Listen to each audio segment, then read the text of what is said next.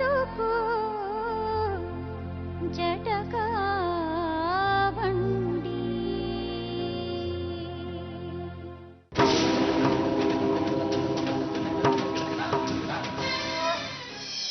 ಸೂಕ್ತ ತಜ್ಞರು ವೈದ್ಯರು ಡಾಕ್ಟರ್ ಪಾಲಾಕ್ಷ ಅವರು ಅಂತ ನನಗನ್ನಿಸ್ತು. ಮನೋವೈದ್ಯರು ಈ ಹಿಂದೆನೂ ಅನೇಕ ಸಮಸ್ಯೆಗಳಿಗೆ ಪರಿಹಾರವನ್ನು ಬದುಕು ಜಟಕ ಬಂಡಿಯಲ್ಲಿ ಸೂಚಿಸಿದ್ದಾರೆ. ಇವತ್ತಿನ ಕಾರ್ಯಕ್ರಮಕ್ಕೆ ನಾನು ಅವ್ರನ್ನ ಬರ್ಮಾಡ್ಕೊಂಡಿದ್ದೀನಿ. ಅವರಿಗೆ ಸ್ವಾಗತ. ನಮಸ್ಕಾರ ಡಾಕ್ಟರ್. ಸೋಮಣ್ಣ, ಏನು ಓದಿದ್ದೀರಿ? MSc geography. MSc geography. ಏನು ಕೆಲಸ ಮಾಡ್ತೀರಿ?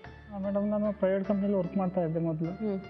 ಇದು ಹುಷಾರಿಲ್ಲ ಅಂತ ನಿಮಗೆ ಗೊತ್ತಾಗುತ್ತಾ?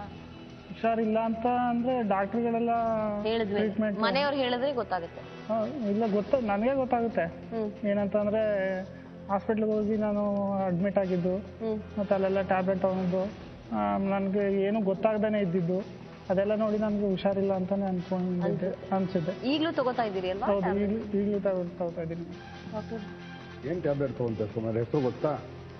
ಲಿಟ್ಕಾ ಅಂತ ಅಂದ್ಬಿಟ್ಟು ನಿಮ್ಮಾನ್ಸಲ್ಲಿ ಕೊಡ್ತಾರೆ, ಟ್ಯಾಬ್ಲೆಟ್ ತಗೋತಾ ಇದ್ದೀನಿ. ಲಿಟ್ಕಾ ಅಂತ. ಎಷ್ಟು ಸರಿ ತಗೊಂತಾ ಇದ್ದೀರಿ?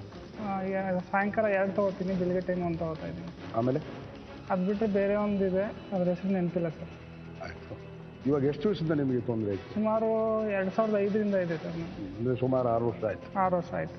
ಏನಾಗ್ತದೆ ಹೇಳಿ ನನಗೆ ಒಂದ್ಸರಿ ಸಂಕ್ಷಿಪ್ತವಾಗಿ ಅಂದರೆ ಸರ್, ನನ್ನಲ್ಲಿ ಏನೋ ಒಂದು ಶಕ್ತಿ ಮಾತಾಡ್ತಾ ಇದೆ. ಅದರಿಂದ ನಾನು ಮಾತಾಡ್ತಾ ಇದ್ದೀನಿ, ನಾನಾಗೆ ಮಾತಾಡ್ತಾ ಇಲ್ಲ ಅಂತ ಅನ್ಸುತ್ತೆ.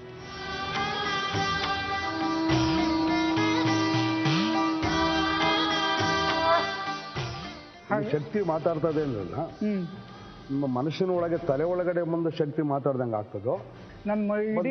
ಬಂದೆ ಒಂದ್ ನಿಮಿಷ. ತಲೆ ಒಳಗಡೆ ಮಾತಾಡ್ದಂಗೆ ಆಗ್ತದೋ ಅಥವಾ ನಾನು ಮಾತಾಡೋದು ನಿಮ್ ಕಿವಿ ಮೂಲಕ ಕೇಳ್ತಾ ಇದೆ ಅಲ್ವಾ?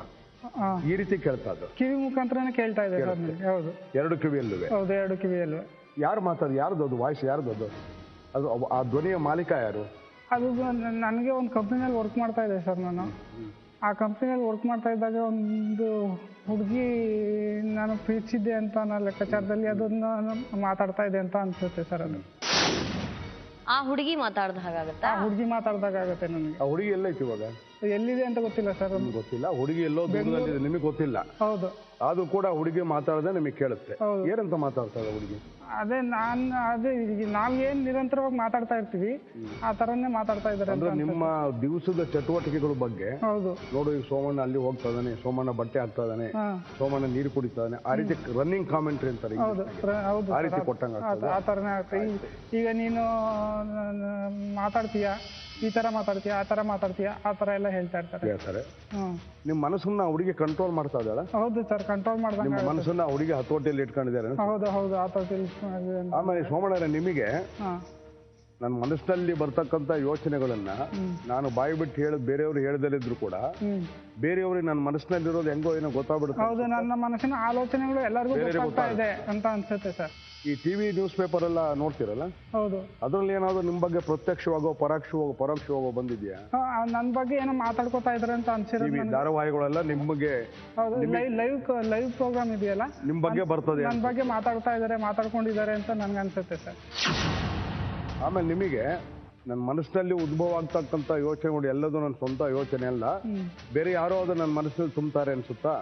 ಇದೊಂದೇ ವಿಚಾರ ನನ್ನ ಜಾಸ್ತಿ. ಯಾರೋ ತುಂಬ್ತಾರೆ ಅನ್ಸುತ್ತಾ? ಯಾರೋ ತುಂಬ್ತಾ ಇದ್ದಾರೆ, ಈ ಹುಡುಗಿನೇ ಆತರ ಮಾಡ್ತಾ ಇದೆ ಅಂತ ಅನ್ಸುತ್ತೆ. ಆಮೇಲೆ ಯೋಚನೆ ಮಾಡ್ಬೇಕಾರೆ ಆ ಹುಡುಗಿ ಯೋಚನೆನ ಯಾವುದೋ ಒಂದು ರೀತಿ ಮನಸ್ಸಿಂದ ಹೊರಗಡೆ ತೆಗಿತಾಳ? ಒಂದೊಂದ್ಸರಿ ಹೊರಗಡೆ ಇವಾಗ ತೆಗಿತಾ ಇದ್ದೀನಿ ನೋಡು, ಇವಾಗ ಇದನ್ನ ಕಡಿಮೆ ಮಾಡ್ತೀನಿ ನೋಡು ಅಂತ ಎಲ್ಲ ಅಂದಾಗ ಹೇಳ್ಬಿಟ್ಟು ಮಾಡ್ತಾರೆ ಸರ್. ಯೋಚನೆ ಮಾಡ್ಬೇಕಾದ್ರೆ ಯೋಚನೆಗಳು ಸಲೀಸಾಗೆ ಒಂದು ರೈಲ್ವೆ ಇಂಜಿನ್ ಕೆಳಗಡೆ 20-25 ಬೋಗಿಗಳು ಹೋಗ್ತಾ ಇರುತ್ತೆ ಅಲ್ವಾ? ಆ ರೀತಿ ಯೋಚನೆ ಮಾಡ್ಬೇಕಾದ್ರೆ ಸಲೀಸಾಗಿ ಯೋಚನೆಗಳು ಹೋಗ್ತಾ ಇರುತ್ತೋ ಅಥವಾ ಕಟ್ಟು ಹಾಕ್ತಾರೆ? ಯೋಚನೆಗಳು ನಿರಂತರವಾಗಿ ಹೋಗ್ತಾ ಇರ್ತದೆ, ಸ್ವಲ್ಪ ಕಟ್ಟು ಆಗ್ತಾ ಇರುತ್ತೆ. ಇದರಿಂದ ನಿಮ್ಮ ಮನಸ್ಸಿಗೆ ಏನ್ ಅನ್ಸುತ್ತೆ? ನನ್ನ ಮನಸ್ಸಿಗೆ ತುಂಬಾ ಬೇಜಾರು ಅನ್ಸುತ್ತೆ ಸರ್. ಸಾಕಪ್ಪ ಈ ಜೀವನ ಅಂತ ಅನ್ಸ್ಬಿಡುತ್ತೆ. ಆ ರೀತಿ ಆಗ್ತಾ ಇದೆ ಸರ್. ಕಿವಿ ಬರೋದು ಇದೆಲ್ಲ ಆಗೋದ್ರಿಂದ ಅನ್ಸುತ್ತೆ. ಹೌದು, ಸರಿಯಾಗಿ ನಿದ್ದೆನೂ ಇರೋದಿಲ್ಲ, ಒಂದೊಂದು ಟೈಮ್ ಎಚ್ಚರಿಕೆ ಆಗುತ್ತೆ. ಮನಸ್ಸಿಗೆ ಬಹಳ ಬೇಸರ ಆದಾಗ ನಿಮಗೆ ಅಳು ಬರ್ತದೇನು? ಅಳುನು ಬಂದಂಗ ಆಗುತ್ತೆ ಸರ್. ಇರಬಾರ್ದಪ್ಪ, ನಾನು ಸತ್ತೋಗ್ಬಿಡ್ಬೇಕು, ಆತ್ಮಹತ್ಯೆ ಮಾಡ್ಕೋಬೇಕು ಪ್ರಯತ್ನ ಮಾಡಿದ್ರ? ಅದಕ್ಕೆ ಪ್ರಯತ್ನ ಅಂತೂ ಮಾಡಿಲ್ಲ, ಬಟ್ ಯೋಚನೆ ಬರುತ್ತೆ ಸರ್. ಚಿಕ್ಕ ವಿಷಯಕ್ಕೂ ಸಿಟ್ಟು ಬರ್ತದ? ಚಿಕ್ಕ ಚಿಕ್ಕ ವಿಷಯಕ್ಕೂ ಸಿಟ್ಟು ಅಂತಂದ್ರೆ ಏನು ನಡೀತಾ ಇದೆ ನನ್ನಲ್ಲಿ ಆ ಹುಡುಗಿ ಮಾತಾಡಿಸ್ದಂಗೆ ಅದು ಆ ರೀತಿನಲ್ಲಿ ಏನಾದ್ರೂ ನನ್ನ ಸುತ್ತಮುತ್ತಲು ಇರೋರು ಏನಾದ್ರೂ ನನಗೆ ಮಾತಾಡಿದಾಗ ಸ್ವಲ್ಪ ಇರಿಟೇಟ್ ಆದಂಗೆ ಆಗುತ್ತೆ ನನಗೆ. ಆ ಥರ ಆಗುತ್ತೆ. ಮನಸ್ಸಿಗೆ ಏನಾದರೂ ಆಘಾತವಾದಾಗ ಈ ರೀತಿ ಶಿವ ಬರ್ತಾನೆ?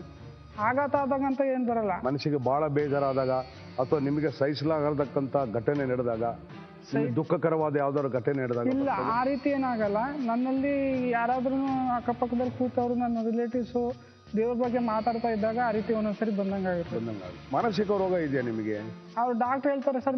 ನೀವು ಹೇಳಿ, ಡಾಕ್ಟರ್ ಹೇಳೋದು ಬೇಡ, ನಿಮ್ಮ ವೈಯಕ್ತಿಕ ಅಭಿಪ್ರಾಯ. ನನಗೆ ಇದುವರೆಗೆ ಮಾನಸಿಕ ರೋಗ ಅಂತ ಅನ್ಸೇ ಇಲ್ಲ ಸರ್. ಅದು ಮಾನಸಿಕ ರೋಗ ಅಲ್ಲ ಇದು. ಹೌದು ಸರ್. ಮೇಡಮ್ ಅಷ್ಟೇ ಪ್ರಶ್ನೆ.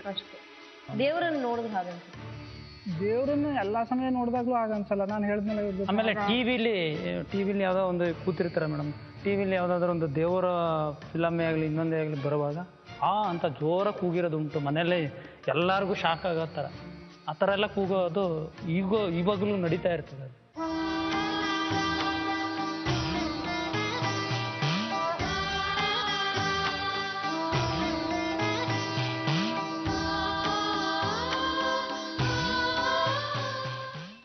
ಆಧ್ಯಾತ್ಮಿಕ ವಿಚಾರಗಳು, ದೇವರು ದಿಂಡ್ರುಗಳು ಅದ್ರ ಬಗ್ಗೆ ಓದೋದು ಇತ್ತೀಚೆಗೆ ಏನಾದ್ರು ಹೆಚ್ಚು ಮಾಡಿದಾರ? 2006ನೇ ಇಸ್ವಿಯಿಂದ ಓದೋದಕ್ಕಿಂತ ನೋಡೋದು ಅದೇ ನೋಡೋದನ್ನ ಜಾಸ್ತಿ ಮಾಡಿದ್ದಾರೆ. ಟಿವಿನಲ್ಲಿ ಆ ಥರ ಪ್ರೋಗ್ರಾಮ್ ಬಂದ್ರೆ ಬೇರೆ ಅಂದ್ರೆ ಒಟ್ಟಿಗೆ ಹೇಳಬೇಕು ಅನ್ನೋದ್ರ ನಾವು ಧಾರ್ಮಿಕ ಚಟುವಟಿಕೆಗಳಲ್ಲಿ ಹೆಚ್ಚು ಭಾಗವಹಿಸುವಂತ ಆಳವಾಗಿ ಅವರು ಜಾಸ್ತಿ ಇನ್ವಾಲ್ವ್ ಆಗ್ತಾನೆ. ಬೇರೆದಕ್ಕಿಂತ ಅದಕ್ಕೆ ಜಾಸ್ತಿ ಇನ್ವಾಲ್ವ್ ಆಗ್ತಾನೆ. ಗೊತ್ತಾಯ್ತು. ಏನ್ ನಾನ್ ವೆಜ್ ಏನು? ನಾನ್ ವೆಜ್ ಆವಾಗೆಲ್ಲ ತಿಂತಿದ್ರು ಮೇಡಮ್. 2005 ಹಿಂದೆ ನಾನ್ ವೆಜ್ ಎಲ್ಲ ತಿಂತಿದ್ರು. ಇತ್ತೀಚೆಗೆ ಮನೇಲೂ ಮಾಡಕ್ ಕೊಡ್ತಾ ಇಲ್ಲ. ನೀವು ತಿನ್ಬೇಡಿ, ನಾನು ತಿನ್ನೋದಿಲ್ಲ, ನಾನು ಶಿವನ್ ಭಕ್ತ.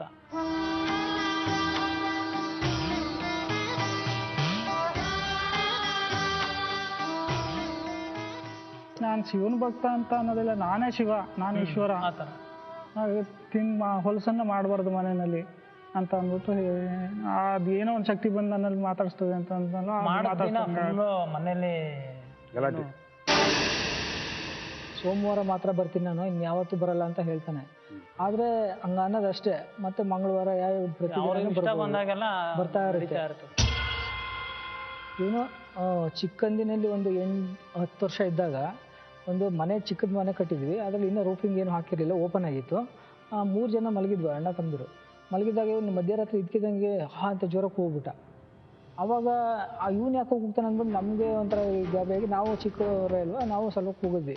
ಅವಾಗ ಶುರುವಾಗಿದ್ದ ಅವನಿಗೆ ನೈಟ್ ಮಲಗಿದ್ರೆ ಏನೋ ಮೈ ಮೇಲೆ ಬಂದು ಈಕೊಂಡಾಗೆ ಒಂದು ಹುಡುಗಿರೋ ಹೆಂಗಸೋ ಏನೋ ಬಂದು ಪರ್ಚಿದಂಗೆ ಉಗುರಲ್ಲಿ ಆ ಥರ ಆಗುತ್ತಂತೆ. ಮೈ ಶೇಕ್ ಮಾಡೋಕ್ಕಾಗಲ್ಲಂತೆ, ಏನು ಮಾತಾಡೋಕ್ಕಾಗಲ್ಲ. ಹಾಂ ಅಂತ ಅಂದ್ಬಿಟ್ಟು ಹಿಂಗೆ ಇದು ಮಾಡ್ತಾ ಇರ್ತಾನೆ. ಯಾರೋ ಪಕ್ಕದಲ್ಲಿ ಅಲ್ಲ ಬರ್ತಾವೆ ಹೆಣ್ಮಗಳು ಅಥವಾ ನಿಮ್ಮ ಮನಸ್ಸಿಗೆ ಹಂಗೆ ಅನಿಸ್ತದ? ಇಲ್ಲ, ಮೈ ಮೇಲೆ ಏನೋ ಒಂಥರ ಕೂತ್ಕೊಂಡಂಗೆ ಆಗ್ತಾ ಇತ್ತದು. ಇತ್ತೀಚೆಗೆ ಈಗ ಸುಮಾರು ಒಂದು ನಿಮ್ಮ ಮೈ ಮೇಲೆ ಪರಿಚಿದ್ರೆ ಯಾರಾದ್ರೂ ಬಂದು ಪರಿಚಿದ ಮಾರ್ಕ್ಸ್ ಇಲ್ಲ, ಮಾರ್ಕ್ ಏನು ಇರೋದಿಲ್ಲ. ನಿಮಗೆ ಹಂಗೆ ಅನಿಸುತ್ತೆ? ನಿಮಗೆ ಅನ್ಸುತ್ತೆ ಅಂದ್ರೆ ಹಿಂಗೆ ಒಂದು ಸ್ವಲ್ಪ ಉಗ್ರಲ್ಲಿ ಚುಚ್ಚಿದಂಗೆ ಆಗುತ್ತೆ. ಈ ಥರ ಜಾಸ್ತಿ ಸಮಸ್ಯೆ ಹಿಂಗೆ ಅದು ಇದು ಬರ್ತಾ ಇರುತ್ತಲ್ಲ ಶಿವ ಶಿವ ಅಂದ್ಕೊಂಡು. ಅಂಥ ಸಮಯದಲ್ಲಿ ಅದಿರಲ್ಲ. ಯಾವುದೋ ಹುಡುಗಿದ ಮೈ ಮೇಲೆಲ್ಲ ಬಂದು ಪರಿಚಯಂಗೆ ಅಥವಾ ಮೈ ಶೇಕ ಮಾಡಿದಾಗೆ ನಿದ್ರಲ್ಲಿ ಮಾತಾಡದೆ ಇರೋದು, ಈ ಥರ ಎಲ್ಲ ಆಗಲ್ಲ. ಯಾವಾಗ ಇದೆಲ್ಲ ಈಗ ನಾ ಶಿವ ಅಲ್ಲ ಏನೂ ಅಲ್ಲ, ಚೆನ್ನಾಗಿದ್ದೀನಿ, ನಾರ್ಮಲ್ ಆಗಿದ್ದೀನಿ ಅನ್ನೋ ಸಮಯದಲ್ಲಿ ಇದೆಲ್ಲ ಇರುತ್ತೆ. ಯಾವುದೋ ನೈಟ್ ಸಮಸ್ಯೆ ಅದು ಜಾಸ್ತಿ ಆಗುತ್ತೆ.